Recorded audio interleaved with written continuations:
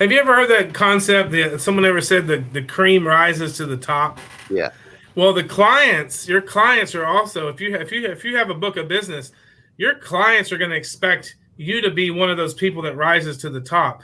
And if you're only showing them some annuities or maybe some cash flow banking, be your own banker policies, if you're only showing them infinite banking and these annuities that have good rates, you're not rising to the top. You're not that cream that rises to the top.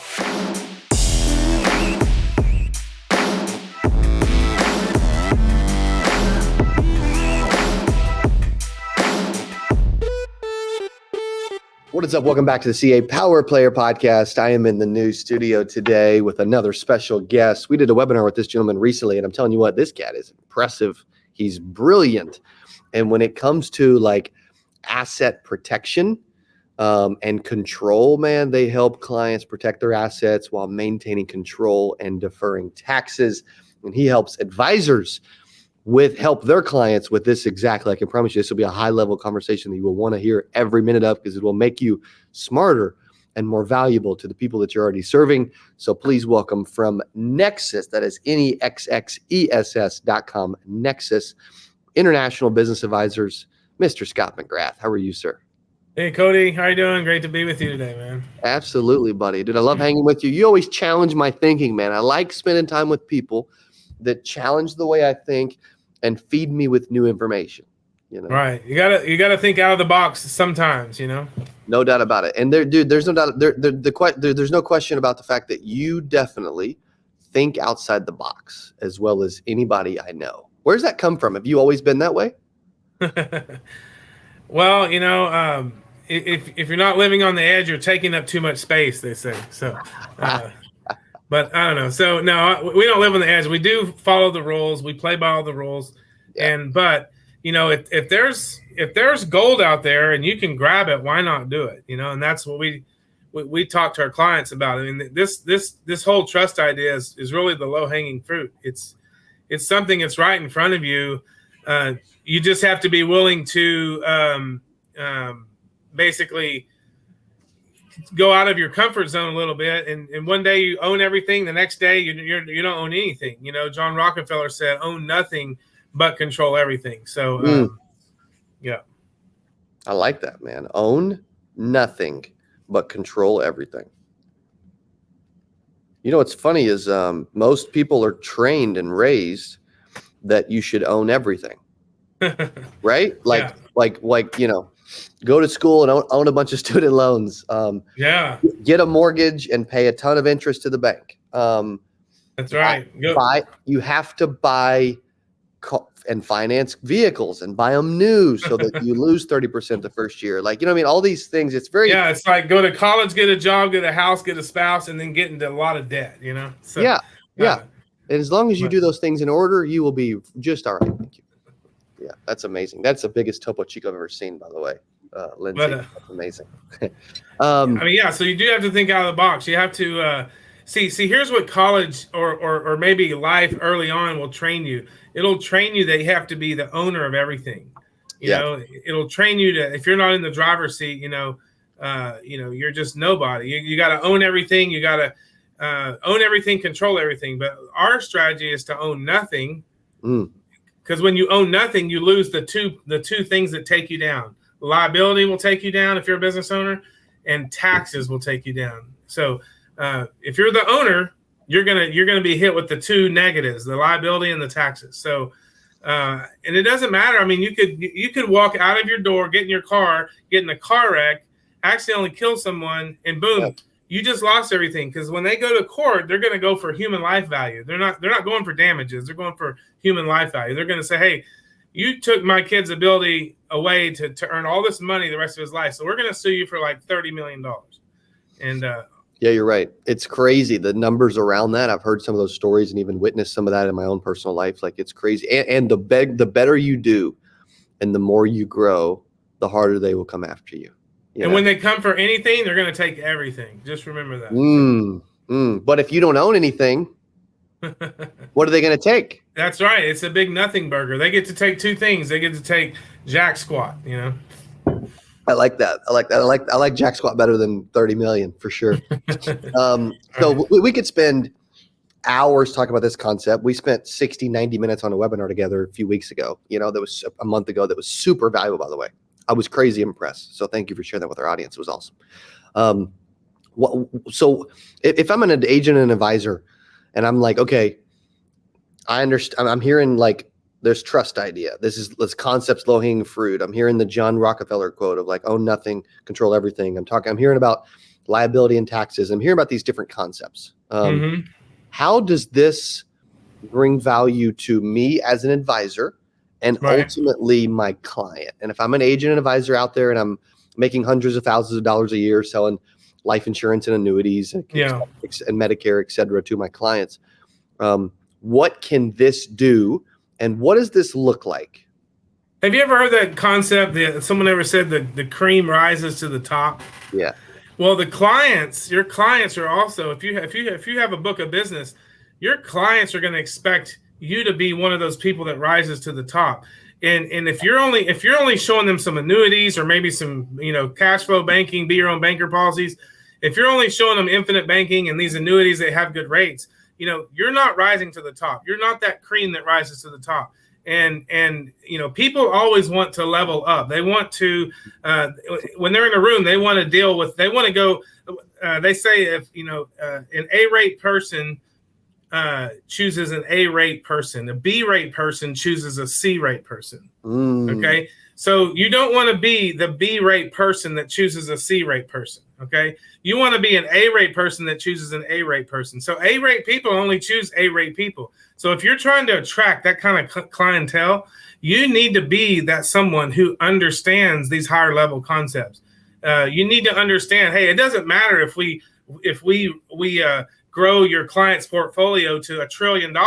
If the next day you lose a big lawsuit and you're not protected right. And so what good is it to grow it if you're about to lose it, and so you want to be that advisor that has those solutions so that client, that big elephant client that you finally got, he doesn't leave you and go to someone else because you didn't have what he wanted, Yeah. So in theory, because again, we got about 20 minutes. I want to make sure we bring as much value as possible. And you always do a good job when you speak anyway, and you speak all the time about this stuff. So in essence, there's a form of a trust that can help protect assets. And can an advisor get compensated to help with this? 100%. Yeah. We actually pay up to 30% commission. Wow. Here's what you need to know, though. There are trusts out there like ours that people do it wrong. In fact, the IRS came out with a memo 2 or 3 months ago and said, hey, this type of trust does not work correctly. And a lot of people, the day that memo came out, people sent me, all these emails saying, hey, your trust is no good. And I'm like, hey, hold on a second. Hold on. That trust is not our trust. And so what they do is they'll try to put us in these boxes with these other groups, because here's what you have to understand. 99% of trusts out there are done wrong. And then of the 1% that are irrevocable, 99% of those are done wrong. And so what people have done is they put us in this category and say, hey, the IRS says you can't do this, you can't do this, you can't do this. And what they've done is put us in a box where the 99% or even the 99 of the 1% are. And so we're in the 1% of the 1% of the 1%. This is a specific type of trust that does a specific type of thing. And by the way, we've been through audits. So you can't go through an IRS audit. You can't go through an IRS audit and be the wrong type of trust and pass the audit and get a no change letter. The IRS is not going to give you a no change letter.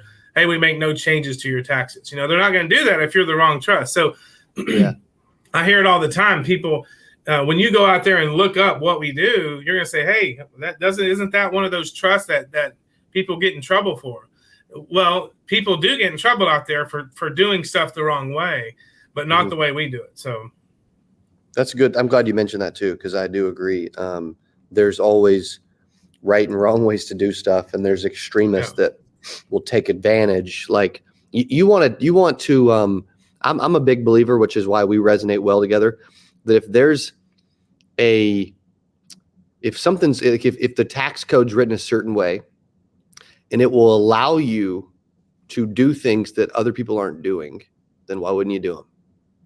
You know? Yeah. And so I think that's important. Here's one question I had: at what level, like at what financial level or asset level, does this asset protection style of trust start to become relevant? If I'm an agent advisor, like, who's a good candidate for this concept? Well, so anyone that's paying, if they're a business owner, we focus on business owners. We don't just focus on anyone, because what if you're getting a W-2 income? Like, there's not a lot we can do to help you if you're getting a W-2 income as far as tax deferral. If you're coming to us, say, hey, I'm paying too much taxes, I need some strategies. Well, we will show you strategies, but if you're W-2, I can't help you, because when you're W-2, I mean, you've told the IRS how you're going to receive that money, and you basically signed up to pay the tax on that, whatever your tax rate is. And so we can't help a lot of the people because they come to us W-2. But if you're a business owner, that's a different story. If you can control the way you structure your company, now you can control your tax. So you got to have, we want control of three things. We want control of your asset privacy. We want control of your asset. We want you to have control of your assets, meaning if you own an asset and someone can come and sue you and take it from you, you don't actually control that asset. You think you own it and you think you control it. But if someone can come and sue you and take your assets from you, you don't have asset control. So we need asset privacy, asset control, and the last one is tax control. If you don't have tax control, if you can't control what your income is, see, the way you have tax control is by choosing what your income level is going to be. And a lot of people, they can't choose their income, okay, because they don't have enough expenses. They're like, and that's when they seek out these CPAs that say, hey, well, let's come up with all these deductions. Let's come up with all this depreciation. They come up with all these, these things. The problem is, when someone depreciates their income, they actually lose equity. They're actually giving the IRS the equity in their assets when they depreciate. So that's not a good strategy. What you want to do is be able to have tax control. You want to be able to control what your income is. And we show you how to control what your income is. If you can control your income, now you can control what your taxes are. And so we can show you how to defer a lot of your income, most of your income, into specialized types of trust so that you don't pay tax on it. Why? Because you haven't created a taxable event yet. Yeah. And so it's kind of hard to think about sometimes, but to get the three things: asset control, privacy control, tax control. To get tax control, you got to be able to control your income. And we can show you how, as a business owner, you can actually control what your income is. And now you can build huge wealth. Because think about this. If I have one guy in one corner has a sandwich shop and he's not controlling his income, he's paying 30% in tax, and the next guy next to him is not paying the 30% in tax on his profit, you got 30% more of your profit. Now you can do things with. You can imagine having a marketing budget the size of your tax bill. True. So, and most people don't. Yeah. So there's just strategies, and I'm not telling anyone don't pay taxes. I'm saying, hey, let's show you how to defer this tax. Yep. Okay. Indefinitely, like for the next 1,000 years, basically. So that I like that, for the next 1,000 years, basically. That's awesome. But so there's so many strategies that you have to understand, and we help with all types of tax strategies, not just trust strategies. Yeah. We have captive insurance strategies, or what's now called reinsurance. We have premium financing strategies. We have the big strategies that the ultra wealthy they actually use, and they're they're looking for someone who knows how to do that. Yeah. Because you're going to spend 15 years with a CPA, and then you're going to get mad at the CPA. Finally, go to another CPA who's a level up. Remember, level up. And you keep going level up, and eventually you're going to find these top tier tax strategies that you were looking for, like in the beginning. And so we have those strategies here, and we can show you how they work. So I love that. And is it like so if let's just say I have a business that does $500,000, Okay. Does it need to be a 7-figure company or is that not? Oh, no way. We have some companies that don't make a lot of money. They don't make a lot of profit, but they want a structure where no one can come and sue them. They want their assets in a structure that no one, it's not that they'll win a lawsuit. It's that they can't file a lawsuit against them. Okay. We want, like, if I came and knocked on your door, Cody, and I said, hey, Cody, I want you to give me your neighbor's car. I just want you to give it to me. And you're going to be like, okay, you're crazy. All right. And if you don't give me, guess what? I'm going to sue you for your neighbor's car. Well, I'm not going to have any luck suing you for your neighbor's car. Why? Because you don't own your neighbor's car. Yeah. So in the same way, when you set up these current structures that we have, it's like knocking on the door saying, hey, I want you to give me your neighbor's car. They can't sue this type of entity because even the entity doesn't hold the equitable title to the assets in it. So they can't give you what's not theirs either. And so it's a very interesting structure that the ultra wealthy use to actually avoid the lawsuit in the first place. So like if you go to sue Donald Trump or go to sue some ultra wealthy person, the judge is not going to let it go through for several reasons. And those reasons are what I'm trying to explain to you. You know, they don't own the assets. You can't take something from someone if they don't own it. And it's just a beautiful thing. And so Rockefeller said, own nothing, but control it. We show you how to control it without having the ownership of it. So I love it. So you could make it so that a business could not be sued. Well, no, you can sue a ham sandwich. Anyone can be sued. It's just this lawsuit won't go anywhere. So first of all, you're going to have a hard time finding an attorney that'll take the case. You know, second of all, it's a spendthrift trust. So you find very few spendthrift trust lawsuits out there because spendthrift trust, they don't hold equitable title to the assets in the trust. So it's going to be almost impossible. Furthermore, that no judge in America, think about this, no court in the United States, not one court, can issue a turnover order on the assets. Not one court in this country. So the judge, as soon as he looks and sees, hey, you're talking about a spendthrift trust here, I can't issue a turnover order on those assets. Yeah. So when you lose a lawsuit and you get a judgment, the next thing is a turnover order. They're going to say, hey, I want turn over these assets and let's pay this judgment. Well, the judge can't issue a turnover order on these types of assets, on these types of trusts. And so there's multiple reasons why, but the courts, we can show you a case law where the courts have explained how these assets and these trusts are considered exempt property. And there was actually one lawsuit that came through, look it up, Burns versus Miller, came through the court system, and a trial court incorrectly issued a turnover order. And then the appellate court overruled it and said, hey, this is exempt property. You can't issue a turnover order on exempt property. Wow. So it's pretty cool. So crazy, mind-blowing, actually. Like, that's wild. Yeah, it's Burns versus Miller if you want to look it up. So okay, that's good, man. That's huge. Super valuable stuff.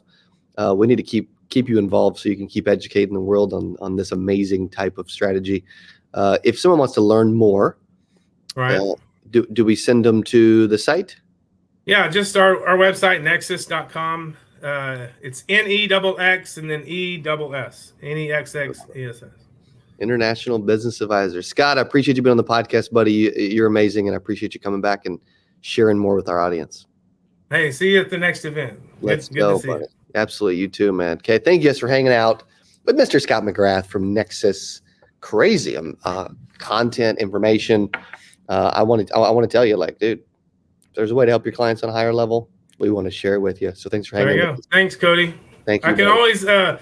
I can always count on you giving the audience the best stuff. And your marketing tools, they're great. So I want to let everyone know about that. So thanks, buddy. Appreciate that so much, man. Thank you guys for hanging out and joining us. Go check out Nexxess.com, Nexxess.com, and we'll see you on the next podcast. Adios. Hey, if you enjoyed this, I got another one you're going to love. It's right there. Click on it. See you in there. I'm so excited for today's CA Power Player podcast. I'm your host, Cody Askins. We got a special guest. He is back on the channel talking about how to sell life insurance from home. Here's what I love about this person. Okay, I'm telling you, this will be one of the best.